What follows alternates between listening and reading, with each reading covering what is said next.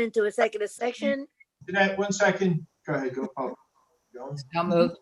Okay, go. Okay, everybody got it? I'm asking for, okay. Again, 1, 2, 3.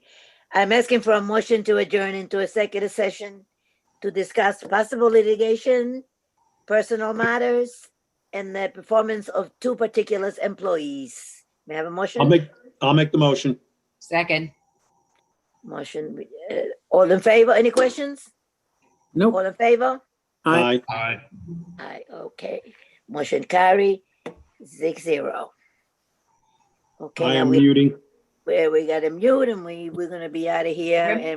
We're getting, Joanne We're mute us, right? calls. Or you want us, Phone call. Joanne, are you muting us or should we mute ourselves? No, they're all mute. They muted us already. No, I can hear you. Mary Ann, Me and I, just only the finish 2 of us, Eileen. Okay, I'm gonna mute me, you mute you, and you're gonna call us, right? you back on the conference call, okay? Yes. Thanks, Mary Ann. Bye-bye. Okay, we'll see you in an hour.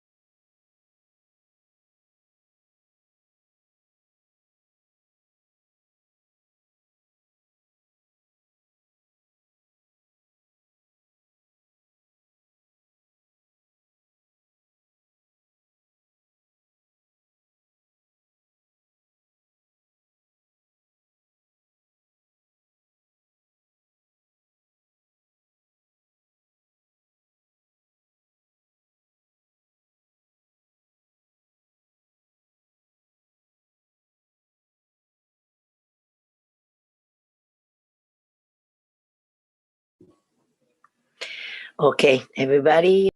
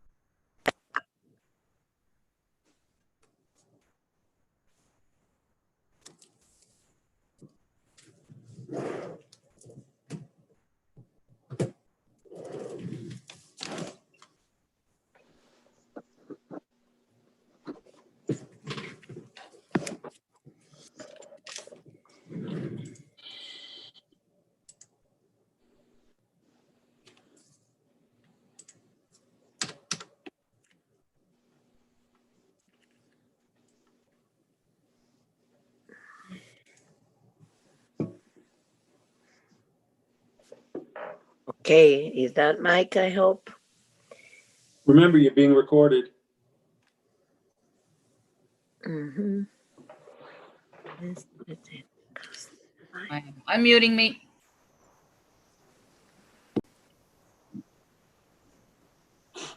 We are now streaming. It says, I got that notice. Okay.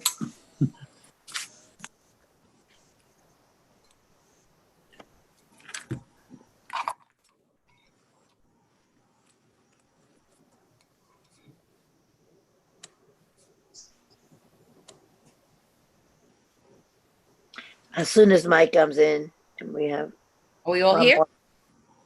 I don't see anybody else. Not yet. Jim, Well, you, me, and Peter's there, but his picture's not here. I'm not. My picture's not there. I don't No, have your, No. Oh, just your Well- name. Jim, you're muted. Mhm. I think we got to wait anyway for Yeah, we have to wait for Mike. Mike and Tim to Brian. turn it live. I don't know what Brian is. And I don't know if Mary Ann is going to, Well, Mary Ann's still on phone. yeah, but she can go, she can be on the phone. She can be with us on the phone. I don't know if she is. I think she comes with Mike. She will be when Mr. Flynn returns back to the conference room. Hey, hi, everyone. I'm down in the conference room, and Mrs. Empano is here with me, joining us telephonically. Okay, good. So, but we don't see you on that, but that's okay. Okay, and we have a quorum, so now we can. Wait, we got to wait till we go live. We're still not live. We're not- It's on, I have a note saying we're recording live now. think- Yeah, but It says yeah, recording now we're live. okay. Good. Yeah, my thing says recording live, so I guess we are. I think we are. Okay, so please, Joanne, will you please, I will do the roll call, Mrs. Santos. Yes, please. Mrs. Santos, Here. Sirs, Here, Mr. Caden, Here. Mr. Sales, Here. Mr. Wunsch. Here, and I don't know why my picture's not. I'll play with this a minute. Go ahead. Okie dokie. And Mrs. Zampano. I heard you, Mrs. Zampano. Thank you very much. Okay, please now, with everybody standing for the pledge of allegiance. Everybody standing. I pledge allegiance To the flag of the United States of America, and and to the republic for which is which it stands, one one nation, nation, under God, God, individual, indivisible, with with liberty liberty and justice for all. for for all. Thank you. Joanne, do we have any visitors? Just the visitors that are watching us on live stream, Mrs. Santos. Okay, welcome, everybody. And I would like a motion to approve the minutes of December 8th. So moved. Second, Moved in second. And any questions? All in favor? Aye. aye. Aye. Aye. Is that 6-0? Okay. Motion carries 6-0. Okay. Now we have a program presentation from our superintendent, Mike.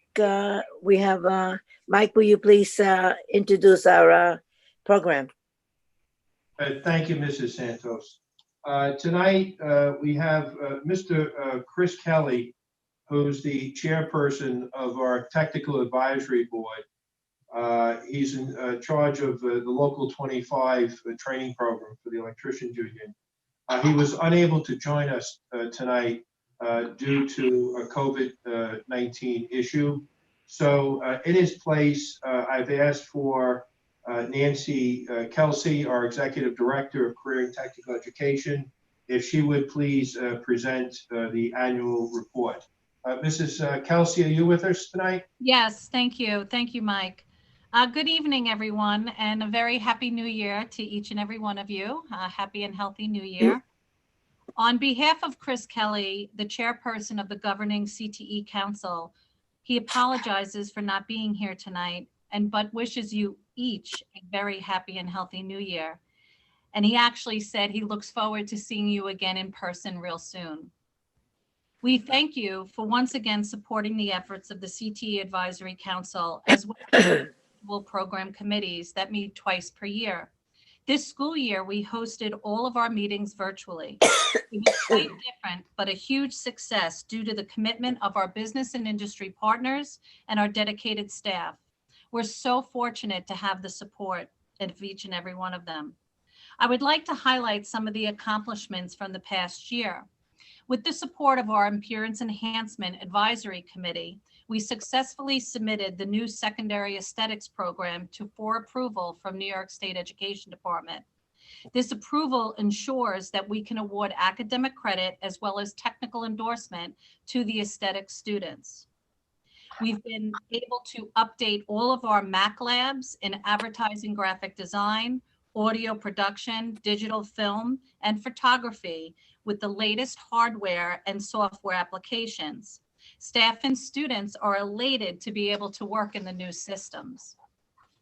Due to the networking of our current Auto Tech Advisory Committee members, we have secured numerous donations of vehicles for use in our adult and secondary auto tech programs. We've been fortunate that multiple Ford dealerships have joined our committee in the past year, and we look forward to additional donations, of course, from Ford in the future. Prior to March 2020, more and more students were placed within our local and business industry sites for internships, job shadowing, and work study. And this was primarily due to the connections that we've made by having these individual program committees. We look forward to expanding further once the COVID restrictions are lifted. Students throughout our secondary medical programs have had the wonderful opportunity to complete the Northwell Health Career Development Program, which entitles them to a Northwell Health certificate. This can be utilized by the students in the future for future employment opportunities within Northwell Health. We are so thankful for Northwell's support of our programs and their commitment to our council and the committees. Some of the new and continuing efforts to highlight is with the endorsement of the council and the individual program committees, we are proceeding with the reaccreditation of all the full-time adult programs through the Council on Occupational Education. We have already participated in the first virtual site visit and will continue the completion of the program throughout this year. In addition, we are in the process of completing the initial accreditation of the radiological technology program this spring. Prior to June 2021, 18 of our secondary CTE programs will be submitted for reapproval to SED. Once again, this will ensure that these CTE programs can continue to award academic credit as well as technical endorsements to our students. With the support of our commitment of our component school districts, plans are underway to promote a new secondary program, Central Service Technician. As you know, we already offer this program to our adult students, but the employment outlook is so promising, why not offer it for the secondary students as well? And it has been endorsed by the program committee. We will continue to develop and expand college partnerships so that adult and secondary students have the opportunity to earn college credit while obtaining their CTE credential. And ongoing efforts will continue to actively recruit members for each of the technical advisory committees. And this will remain a priority as new members always bring a fresh perspective. Thank you once again for all your support of the CTE division, its programs and services. Thank you very much. Thank you, Nancy. And please thank you, Mr. Kelly, for us, I will, thank you. and also the rest of the committee. They do Yes, I a great job every year, and we really appreciate it. Thank you. Thank you. Mike? Okay, thank you, Nancy. Appreciate that. I'd like to now invite Dr. Hugh Gigante, our Personnel Administrator or Executive Director of Personnel. He's going to provide an update to the Board of Education on our board policy revision project. Dr. Gigante? Thank you, Mr. Flynn. Good evening, everybody. Happy New Year. Hello. Tim, could you just put up our slides?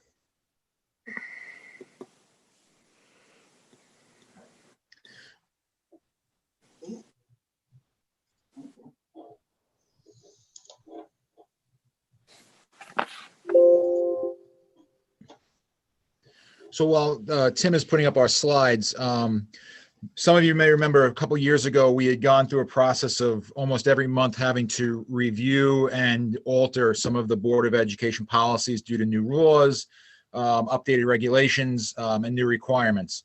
At the time, I presented to Mr. Flynn an idea to perhaps take a holistic view of reviewing all of the Board of Education policies and using the New York State School Board Association as the flagship to help us get that project done.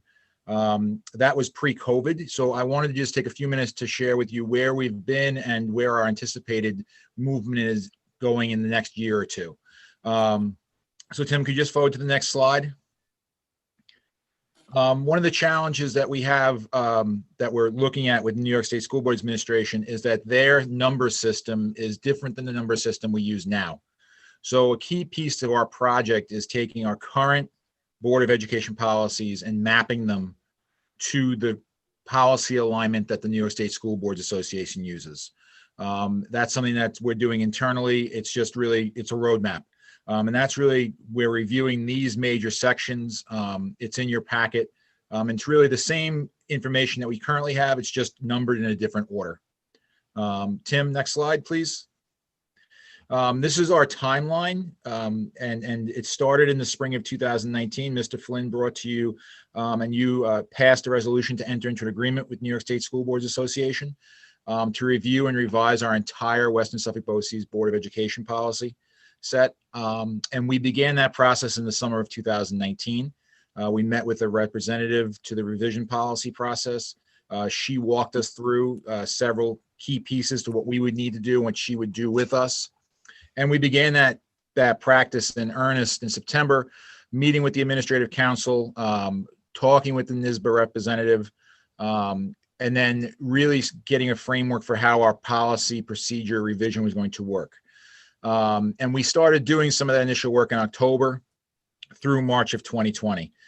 We had really began working on the first two policy sections, and just to kind of get a framework so that we could present it to the Board of Education with some of our revision pieces. And those first two sections that we started to look at were the philosophy, the goals and objectives of the Western Suffolk BOCES, and the community relations piece. Unfortunately, on March 16th, that entire process came to a screeching halt with COVID. And we kind of took a little bit of a break because we couldn't get the committees together. And quite honestly, we were very busy just trying to make sure that our agency was running. And it was something that we kept on the back burner. I kept in contact with NYSBA. And, you know, we have been communicating back and forth, but we have not had the committee back together again. It is anticipated that we're going to start that process this spring again, and maneuver through and restart the review and revision process. Tim, can you just go to the last slide? And just so that everybody understands how we're working this process with the help of NYSBA, is that each section that we take in the current policy, we revise to reflect the current regulations. Then we'll either move them to the subcategories under the new NYSBA rules, the new NYSBA numbers. And of course, this is not approved. This is just what we're going to present to you as the discussion piece. We may remove certain things or request to remove certain things from the Board of Ed policy that are outdated or no longer part of regulation. And that is in conjunction with NYSBA suggestions. And then we may have to add some new board policy based on current requirements. So it's a holistic process that we're using. Once we get the revised components, we will start an agenda process that includes first and second reads with discussion at board meetings. And we'll continue that monthly until our entire process, our entire Board of Education policy has been reviewed, revised, and adopted. And it's a real collaborative effort. It is a long-term project, but the committee, I believe, feels that it's best to kind of really work through this slowly to make sure that we are on point with what the current regulations and rules and laws are. So that is our process in a nutshell. I want to thank you for taking a few minutes to listen to where our roadmap is. If there are any questions, I can take them. If not, I'll turn it over to Mr. Flynn. Does anybody have any questions? Yeah, just as a historical question, I guess, because I wasn't here last year. A while ago in South Huntington, we had a policy service thing, and we used Erie BOCES, I believe, to do policy. Did you look at other places besides the School Board Association for policy services? I just kind of odd that you didn't use a BOCES service. We did. We looked at Erie one. We looked at New York State School Boards, and we looked internally at our own council. It was and reviewing what the dynamics were in terms of doing the review process. NYSBA was one that offered the most guided hearings, so that's where we went. Yep. And then the internal review we'll do is just to tailor them from the more generic state policies to whatever we think they should be. Right? Correct. Yeah. Anyone else? Okay. I want to just say something. I see that you got your doctoring. Congratulations. So you're Dr. Gigante. Yep. I've been here. Congratulations. I'm very glad about that. Okay. Thank you for your report. Mike, do you have anything else? And does anybody else have any questions for Dr. Gigante? Mrs. Santos, I just wanted to mention to Mr. Caden, our BOCES does subscribe to the Erie One service for policy updates, and we find that partnership is an excellent one to maintain. And as state and federal law and regulations change, we have been updating our board policy to keep it current. Okay, thanks, Mike. Okay. All right, now next we acknowledge receipt of our treasurer's report and the claims auditor report. And executive officer, now Mike, would you be Angelique, please, and give us the district superintendent's report? It'd be my privilege to do so. So Mrs. Johnson Dingle could not be here tonight. I think this is the first board meeting she's missed in memory. Ever. But I just want to, on her behalf, make a report to the board. This past November 6th, there was a forum held for 114 high school student leaders of diverse backgrounds from 55 school districts across Long Island. And the purpose of this forum was to explore two issues. One, how remote instruction in the COVID-19 pandemic is affecting students. And two, how recent events in our country has raised important and difficult questions of social justice in our society. And whereas the New York State Board of Regents held several forums around the state to gather input, the students were never part of that process. So Mrs. Johnson took the initiative to initiate a conversation among the three Long Island BOCES, Eastern Suffolk BOCES, and Nassau BOCES, to see if we could jointly collaborate on putting together a student forum to provide the students with a voice in this type of discussion. All three BOCES were enthusiastic about the process. Mrs. Johnson Dingle served to organize and coordinate this student forum, and she hosted the student forum. And as a result of the student forum, she prepared a 34-page document that is being shared with the board tonight in your packet. And this document was also shared with all the school districts across Long Island, so that they had insight into the views of a very diverse group of high school students from Long Island. And there were several key takeaways in this 34-page report I'd like to share with the board. The first, the students expressed the stress and anxiety that they're experiencing as a result of COVID-19, and also as a result of social injustice that's occurring in our country. And they requested that school staff, teachers, administrators be understanding of the additional pressures that they are experiencing. And this type of feedback from students to school leaders, it's really critical. You know, for the past several years, mental health needs of students has been a statewide priority around the state. And it's important that school leaders listen to this voice of students and that we use this type of input to do planning, particularly when students are collectively in this group of student leaders from high schools sharing the stress and the anxiety levels that they're feeling. The second recommendation that the students put forward, that teachers and administrators should periodically check in with students just to gain a pulse about how students are feeling and coping with issues through the pandemic and issues related to social injustice. Their sense was that the interest occurs at points when there's a lot of attention on an issue, and there should be a regular ongoing conversation that's occurring so that the school leaders and decision makers have a sense of how students are reacting as a result of different events in our society. Third, the students were really universally agreed that there's a need of students to be heard from multiple different perspectives and different backgrounds. So there should be students represented in this discussion from different ethnic, different economic, different types of perspective to give meaning to the discussion. And I'll tell you that that diversity was achieved in this forum. It was purposeful in trying to secure voices that represented all different perspectives on these issues. Fourth, the students said that we all need to work together.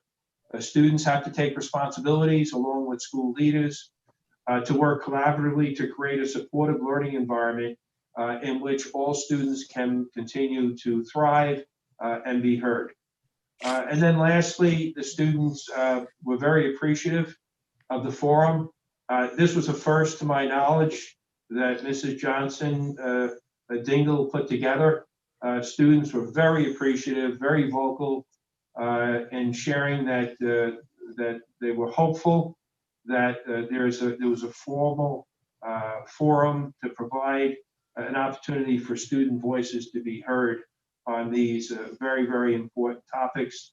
And they were optimistic that these type of discussions can continue in the future where impactful changes can be made regarding these societal issues. So Angelique, I don't know if you're listening, but if you are, thank you for demonstrating the leadership and initiative to orchestrate this forum.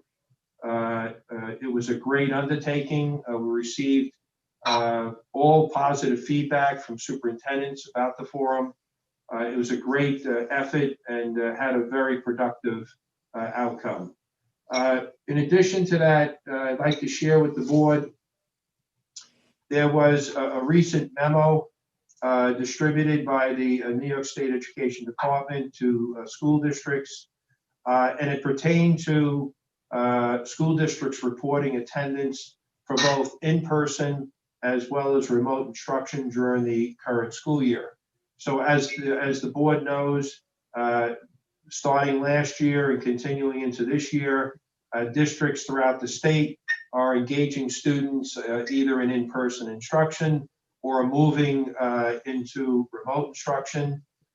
What the state education department has offered school districts for the first time this year, and only for this year on a pilot basis, is they offered districts on days that the district is closed due to a snow day or a weather event or some other type of school emergency, where the school district now has the option, when school is closed, to conduct remote instruction. And that instruction would have to be provided for all students. And if the district opted to do this, this is discretionary on the part of the district, that day could count as an instructional day. And the wells know that there's a requirement for districts to be in session for 180 days a year at a minimum. And some years that's challenging to do due to snow or weather events. And the state is using this opportunity to really see how many districts are going to take advantage of this pilot program to assess if districts really do take advantage of providing remote instruction on days that schools are closed to snow emergencies and similar events. So we'll have to see how that all plays out during the current year. The last, Mike? Yes, Brian? I'm just curious if in that pilot, do they discuss any issues of power outages? Because it's great to be remote, but if the power goes out, that's not going to work too well. That's right. Yeah, Brian, it's purely discretionary on the part of districts doing that. Clearly, when you have storms, it's almost inevitable that there's going to be power outages. And the question, but I'm guessing what his question is if none of the students could participate, they wouldn't count in attendance, right? They have to actually participate in school that day. that is, And pilot specifically calls for all students have to participate unless they're sick and not able to do so. Right, but the weighted attendance for that day would still be kept, I assume, and That is correct. as an instructional day. That's correct. The state actually came up with a grid that they want districts to complete and do it retroactive to the start of the school year, September 1st. And different districts have different views on this. Some districts have voiced that it's been reported publicly in the media that they expect to use snow days as snow days, not as instructional days. There are a number of districts within our component region during the last snow event that actually had remote instruction on those days to count it, to see how it works and how it was received. So I think it's exactly what it's meant to be. It's a pilot. It's meant not just for the state education department to assess, is this another viable option for districts to use? Because as everyone knows, if you go below 180, you lose state aid for those days below that. And at the same time that the state's evaluating this pilot, I think districts are evaluating it. They're looking at the practicalities of districts being able to mobilize when you have a school closing, particularly if there are power outages, you don't have access to internet, so on and so forth. So I think it was a good initiative. Everyone was supportive of it. I think they're going to collect a lot of data, and the state's going to report back at the end of the year on what they've seen in terms of whether districts have used these days for instruction or not.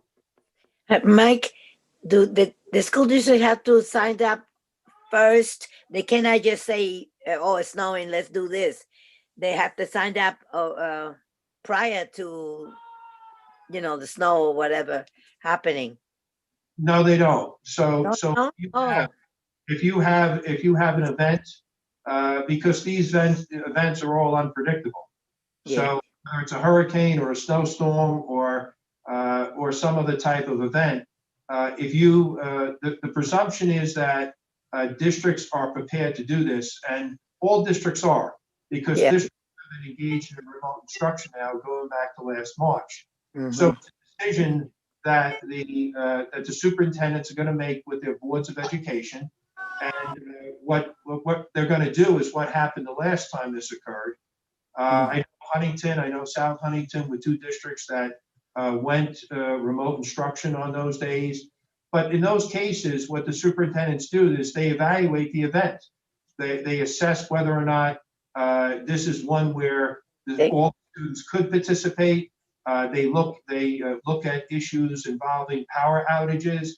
And that's an ongoing process, because when you're in a storm and you get predictions of 4 inches or 8 inches and winds of 20 miles an hour or 40 miles an hour. So it's an ever-changing environment that you have to make this decision on. And I think it's good that the state provided districts with the opportunity to explore this option. It may be one that is really practical and usable by districts in the future, or it may be one where district just said, it's not reasonable to expect us to deploy remote instruction on short notice and then notify the community to that effect. Yeah. Okay. Thank you, and please tell Angelique that we wish her well, and thank you for all she does for us.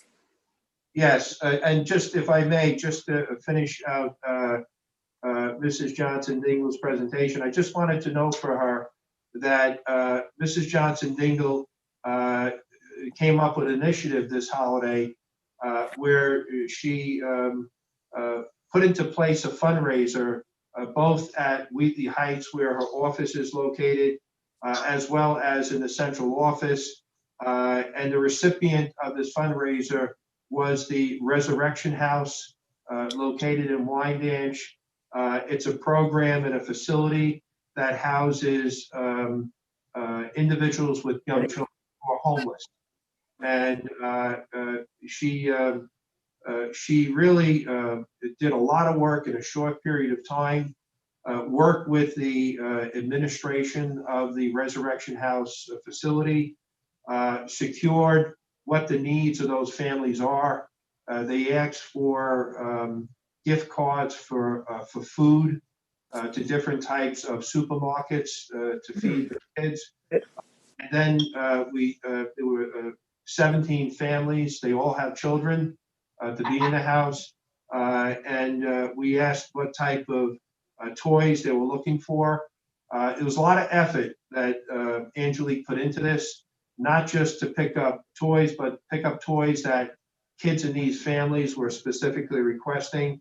Bottom line is Angelique was able to collect slightly over $2,000 in gift cards and slightly over $2,000 in gifts for these families. In your board packet tonight are copies of cards that the children who are the recipient of these gifts and families, they wrote to all the members of the staff that participated in the fundraisers. So kudos to Angelique for that holiday gift to those families. Okay. Thanks, Angelique. Okay. Oh, no. Oh, I can't answer it. Call from Johnson, Lisa. Okay, next would be, Mike, do you have anything else for us? Yes, I do, and thank you. I just wanted to comment briefly. We started our budget development, as most districts do. We started it in early December. And like all districts in our BOCES, since the 2% tax cap was enacted, we've never exceeded that tax cap. There are different charges in a BOCES. The first is the administrative charge. It goes to a school district. It's based on the weighted average daily attendance of each district. So a district that has a larger number of students, a higher share of the administrative charge. And that charge is voted on as part of the administrative budget each April. And it's voted on along with the election of new board members. The second charge is a capital charge. And it's a charge that's assessed to school districts for the capital needs for the BOCES. That charge is not voted on. It's not part of the annual. And then the third charge are our tuition charges. Our tuition fees will be 2% or less, which is we're living in the same dynamic as school districts live in. So we've always met that threshold. We've never exceeded the 2%, and we don't expect to this year. And when you add the two charges together, our administrative charge will be closer to 2%. Our capital charge, we've estimated to be 1.4%. And when you combine both charges together, the average charge assessed to the districts will be approximately 1.74%. And we'll continue with that messaging to our school districts forward. The other piece of information is that everyone anticipated would occur post the holiday break is occurring. Districts are having unprecedented numbers of staff and student tested positive for COVID-19. Seeing a lot more positive cases, which are originating within the home situation. This past Monday, yesterday, we had a situation where we had a number of staff, including key staff, who had to be quarantined as a result of exposure.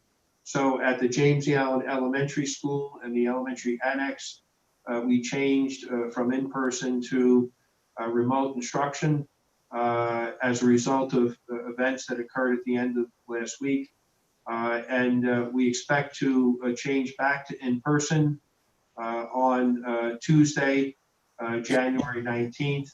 And at that point, we expect all the staff that have been quarantined will be available to come back to work, and we'll have to see what occurs going forward. The other situation involves the vaccination efforts on the part of the state. Initially, we understood that school employees were scheduled to be part of the second tier, and that was anticipated to occur sometime in February. And last Friday, as everyone knows, the governor announced that he moved a number of categories, including school employees, into Tier 1B. He moved other categories in there. So starting this past weekend, I know we've had staff call up, register, and we actually had someone call up the Long Island Ducks, the baseball team. That's one of the testing sites, and just came on board last night. We had someone call up and register, and they were able to get vaccinated today. So the plan is to, right now, in the initial going, there are not many vaccination sites, but each day more and more sites are opening up. It was reported today how Jones Beach is going to open up into a major vaccination site. And the idea is to recruit pharmacies, have as many as 800 or 900 vaccination sites across Long Island to do this. So it's very hopeful, very optimistic that if we can get enough people vaccinated, it's going to keep all of us safe. And just to, again, emphasize to the board, vaccination is a voluntary process. No one is required to do it. They have to make that decision whether they're going to do that or not. So that concludes my comments, Mrs. Santos. Do you want, well, everybody knows that this is a cancellation of legislative program. Jeanette, can I for a second? Sure. Okay, Mike, this isn't specifically our budget, it's the component districts. I happen to be on the phone today with the Huntington tax assessor who says that they're finding a large percentage of delinquencies. Taxes were due yesterday. And I'm wondering, has that been addressed by the components? Because it's definitely going to affect their cash flow. That's true. That, we have a meeting that we've scheduled for this Friday, and that has not come up as an issue that I've heard of, but I'll certainly raise it as a question. Okay, thank you. So just to let everyone know that our legislative program has been canceled. Thank you, Mrs. Santos. It was scheduled for Friday with the COVID-19 situation, similar to what other BOCES are doing on Long Island. It's just not the time and place to start bringing people together when we're trying to engage in more important work. That's not to say that we're not going to have that conversation with our legislators. We will. In the letters that we sent out, we explained that we hope to put together our legislative priorities, which the Suffolk County Superintendents Association have put together a number of legislative priorities, and we'll engage in that messaging at a later point prior to the adoption of the state budget on April 1st.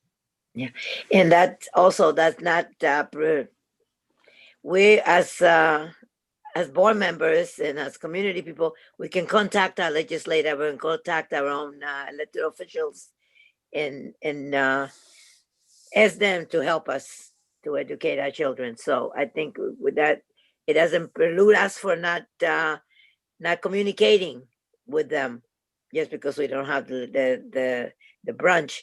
We can still communicate with our elected officials. Every one of us still have the right to do that. Okay. And I just urge everyone, if they can, to please do it. I think, Mrs. Santos, what most state reps are looking for, including the governor, is whether there'll be additional relief coming from the federal government. Federal government, you're right. Yes. Direct impact on the state budget, and will have direct impact on state aid to school districts. So I think we're all in a waiting pattern to see what happens with the new administration in Washington, and whether additional funding will be forthcoming to the states. I'm optimistic about that. I really am. Okay. Warren, do you have any information on capital projects? Yeah, good evening. Good evening. Yes, well, we've completed a number of projects that over the Christmas and New Year's break that required, sort of disruption of some of the buildings and so forth. So the projects are moving forward. If you'll notice, this month I've added a section to the report, which breaks the various projects down by the stage of completion. And I think I've talked about this in the past couple of months, so that the way we are right now is, of our total number of projects, we have 18 projects that are still in the design stage. We have 5 projects that have been submitted to SED for approval. That 5 projects alone totals $5.5 million.